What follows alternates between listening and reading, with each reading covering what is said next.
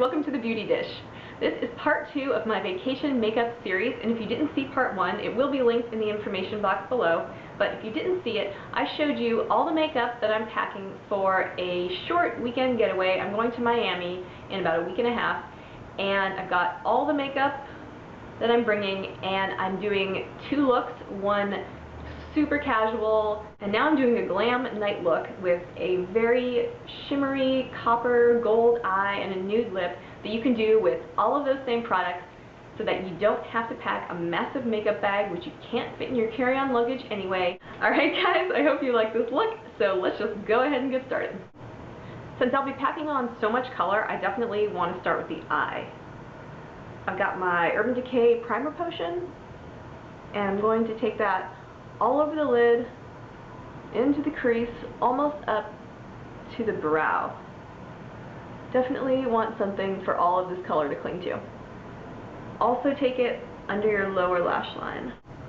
Now I'm actually going to start with the darkest color first, and I have my Physicians Formula Baked Sands palette. And since these shadows are baked, they're meant to be used either dry, like I did in the day look, or wet. So I'm going to try to use them wet today. And with that, you definitely get a little more sheen and a little more intensity with your products. If you have shadows that aren't baked and you don't want to do the wet thing, that's fine. Just keep on building and blending until you get the intensity that you want. You can definitely do this with just regular shadows. I'm using that medium bronzy shade, and I'm just patting it all over my outer corner, a little more than halfway across the lid, up into the crease, and even just above the crease.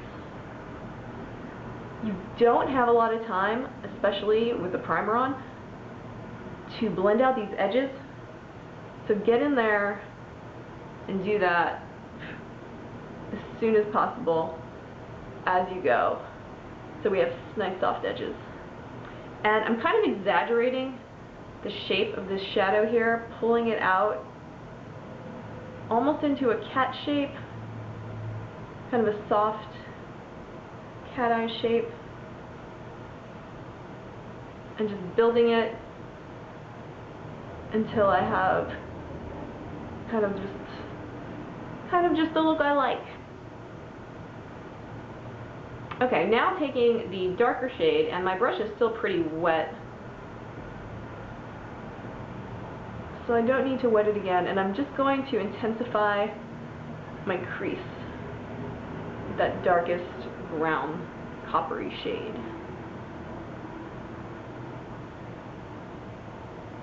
The outer part of the eye is good for now, so I'm going to set that palette aside and grab my L'Oreal Infallible in Eternal Sunshine.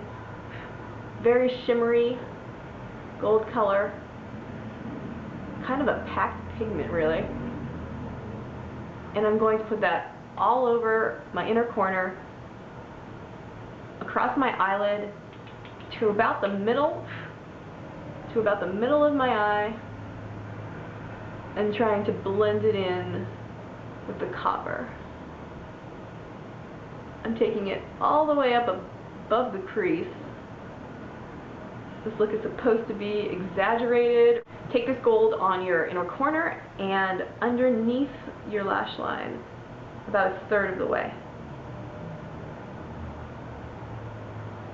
Okay, and it still looks a little crazy now, but it's going to come together. I promise. So now I'm going to go back to my Physicians Formula and my damp makeup brush, which is very damp at the moment, I have to admit, and my mid-range bronze color, and just kind of retouching where I think it's needed, just so it blends into the gold. And now I'm grabbing that smaller brush, and I'm not going to wet it, I'm just taking that same copper and bringing it under my lower lash line to meet the gold. And while I've got it, I can sort of soften this up too.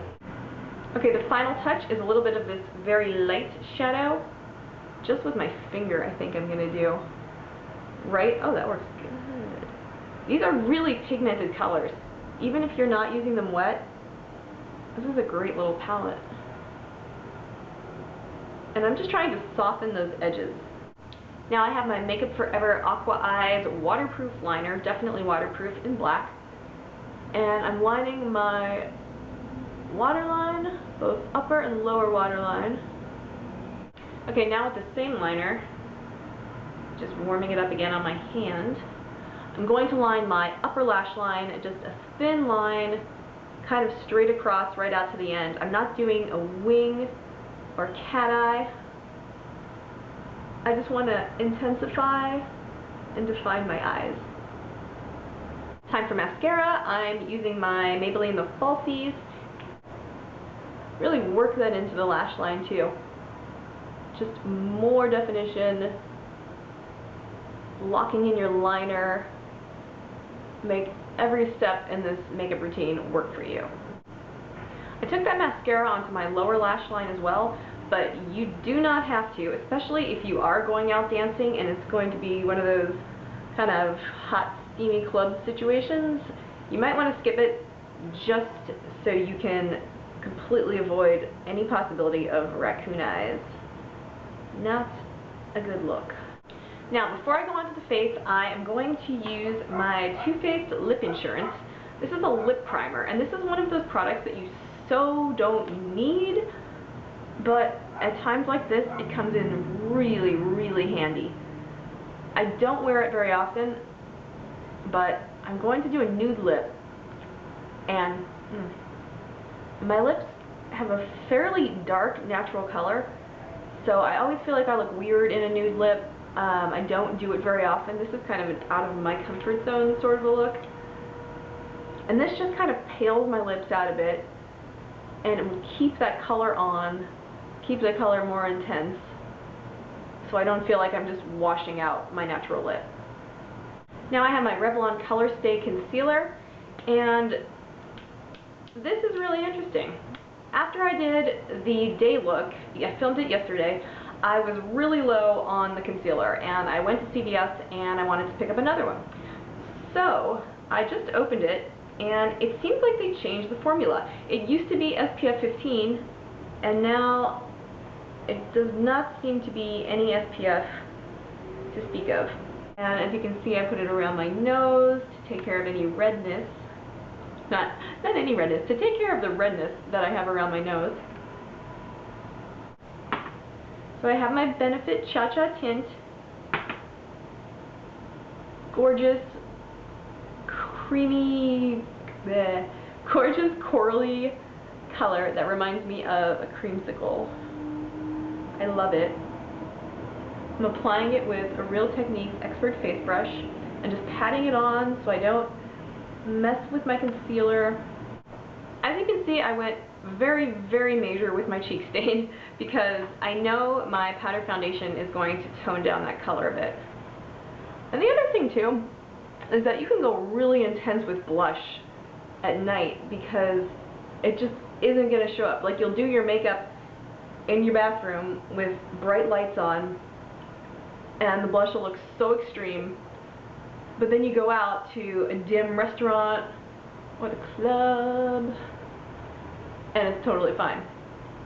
So it is okay to step it up at night just a little bit. Now, if you saw the first part of this series where I went over all the products that I'm packing, I mentioned that the lightest shade in this eyeshadow palette, the lightest shade can be used as a highlighter, and not just under your brow bone. You can just take it right onto your cheekbone.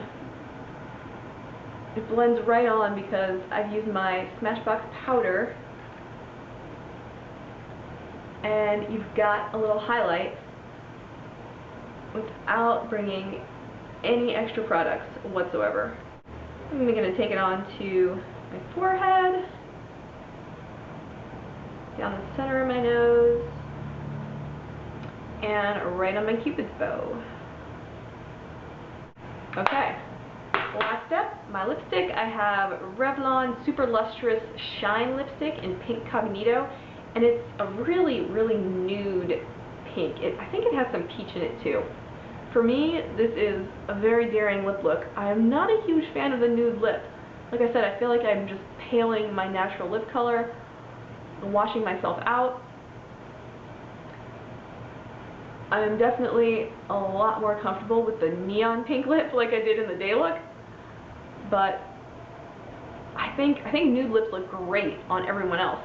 So I'm like, I know I can work with this. And this is the finished face, everyone. I hope you guys liked this vacation makeup series. I had a ton of fun doing it. I hope it gave you some ideas of how you can pack for a weekend getaway and keep your makeup to a minimum and have a makeup routine that gets you out of the hotel and out having fun.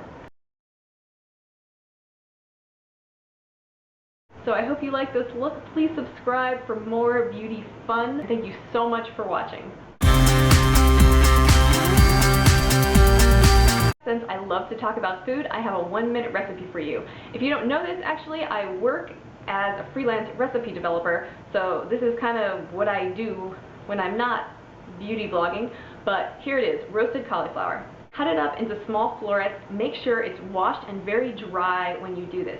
Preheat your oven to 425 and toss the cauliflower with about a tablespoon, 1 to 2 tablespoons of olive oil and curry powder. If you don't like the taste of curry powder, try a mild chili powder, salt and pepper. Be fairly generous with the salt because it tastes great that way. Toss it all up, lay it in a flat layer on a baking sheet, and roast it for 30 to 40 minutes, tossing the cauliflower once or twice. 30 to 40 minutes depending on how big you cut the cauliflower. And you guys, this stuff is like, to me, it's as addictive as French fries. I absolutely love it. If you think I'm crazy talking about cauliflower, try this. You will know what I mean.